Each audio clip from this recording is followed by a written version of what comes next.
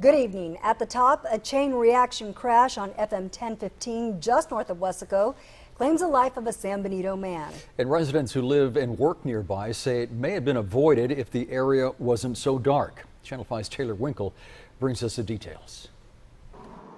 Don Julio's Bakery sits on FM 1015 between mile 11 and 12. The same spot 29-year-old Mark Anthony Andrade was killed last night. Olga de la Fuente bakes and sells pan dulce here. She both works and lives near this highway and says it has a past. See? Yes, and we think the place is jinxed. There's too many accidents. This is what the road looked like at 5:30 this morning.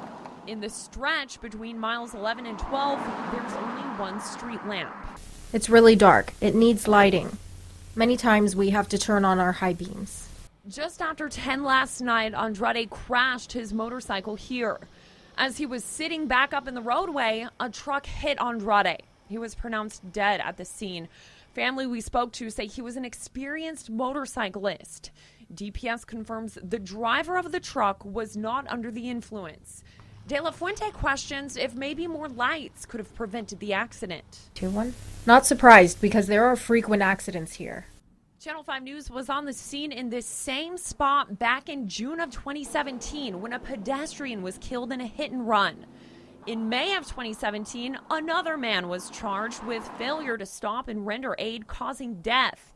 This after hitting multiple people on the highway and driving away. We reached out to TxDOT to ask about additional lighting. Spokesperson Octavio Saenz tells us the transportation safety team that meets once a month to review infrastructure and possible upgrades is meeting tomorrow.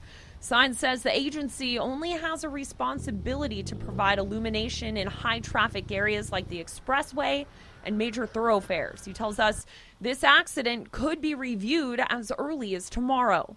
DPS is still investigating exactly what caused Andrade to crash his bike in the first place. For now, the driver of the truck is not facing charges and cooperating with investigators. Reporting north of Weslaco, I'm Taylor Winkle, Channel 5 News at 6.